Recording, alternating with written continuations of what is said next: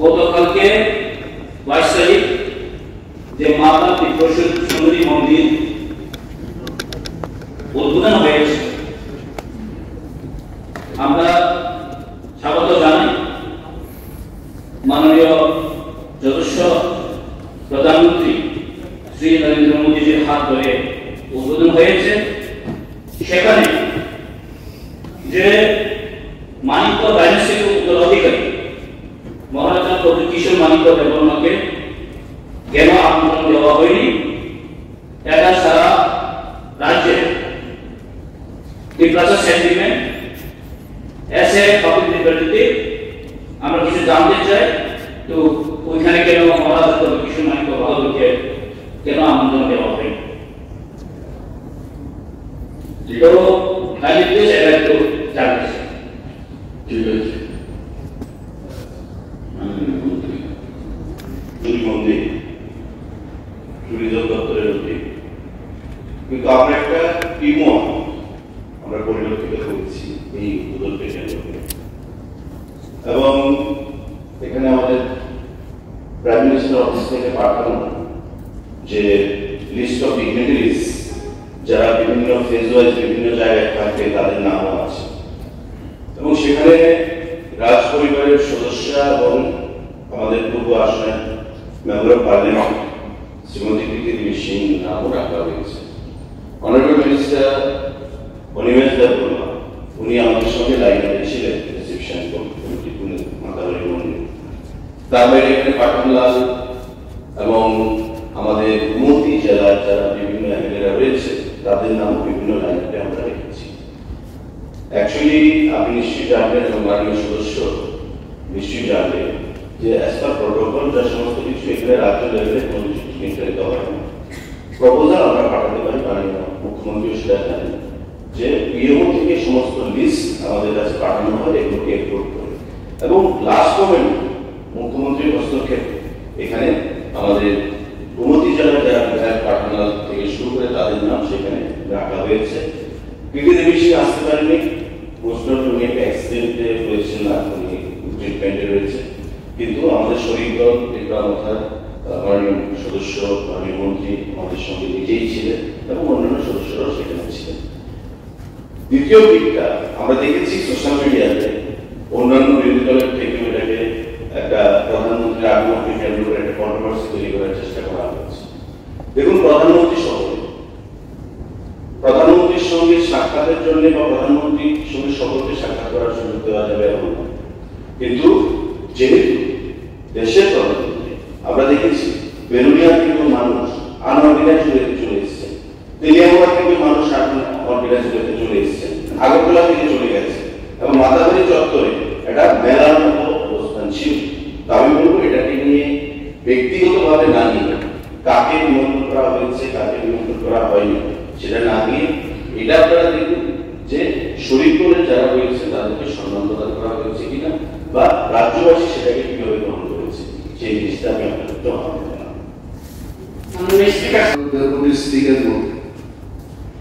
আমি এই হাউসের অবগতির জন্য বলছি, মাননীয় সদস্যরা যে প্রশ্ন উঠেছে যে রাজ পরিবারের কাউকে কেন সেখানে নিমন্ত্রণ করা, যখন গ্রুপ অফ মিনিস্টার্স আমাদের সকল মন্ত্রী মহোদয়রা ছিলেন, অফিসাররা ছিলেন, এটাকে নিয়ে যখন লিস্টটা তৈরি হয়, আমি ছিলাম, মাননীয় মন্ত্রী মহোদয় ছিলেন সেখানে, আমি অনুরোধ করেছিলাম যে রাজা ধন্য মালিকের সময় থেকে কিন্তু এই মন্দিরটা শুরু, এবং সেখান থেকে রাজ পুরোহিতরা আজও সেকালের রাজাদের এবং ওনাদের যে বংশধরে আজকে আমাদের প্রদ্যুৎ কিশোর দেববর্মা ওনার নামে কিন্তু সেখানে পূজা দেওয়া।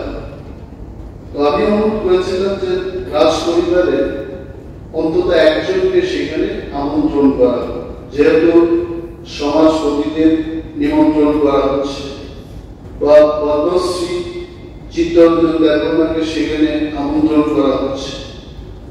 তখন এগুলো আলোচনা হয়েছে এবং সব দিক থেকে বিচার বিশ্লেষণ করে পিএমও থেকে আমি যতটুকু জানি, পিএমও থেকে বলা হলো যে যত সংক্ষিপ্ত আকারে এই প্রোগ্রামটা করা যায় এটা করার জন্য আমাকে এবার বোঝানো, এবং রাজভর্তার নাম আমি বিশেষ করে বারবার অনুরোধ করেছি যে উনাকে রাজ পরিবারের থেকে আমন্ত্রণ জানাবো।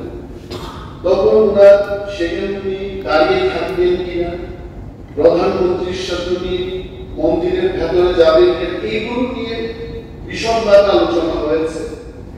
শেষে যে সিদ্ধান্ত হয়েছে যে যেহেতু রাজ পরিবারের একজন সদস্য যিনি পূর্ব ত্রিপুরার সাংসদ, উনাকে সেখানে রাখা। তো she also will represent the রাজ পরিবারের সদস্য হিসেবে উনি রিপ্রেজেন্ট করবেন। I can tell এই যে সোশ্যাল মিডিয়াতে ভাইরাল হচ্ছে, আমাকে অনেকে কটাক্ষ করে আমাকে লিখেছে যে সেখানে রাজ পরিবারের লোক নেই, আপনি গিয়ে দাঁড়িয়ে কি লাভ।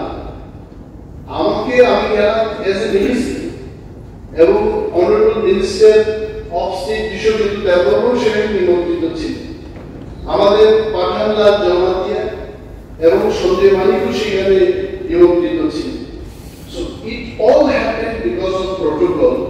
তবে রাজ পরিবারের সদস্যদের আনার ব্যাপারে আমি মমতার রিপ্রেজেন্টেটিভ হিসেবে সেখানে আমি কিন্তু আমার আবেদন রেখেছি, এবং এটা কেন রাখা যায় না, কি হবে না হবে এইগুলো আমি জানি না। ট্যুরিজম মিনিস্টার যেটা বলেছেন তার চাইতে এটা পিএমও থেকে কি বলা হলো সবটাই তো আইএস মিনিস্টার আইডি, তবে একটা প্রস্তাব ছিল রাজমাতাকে সেখানে রাখা, এইটুকু বলছি। Thank you.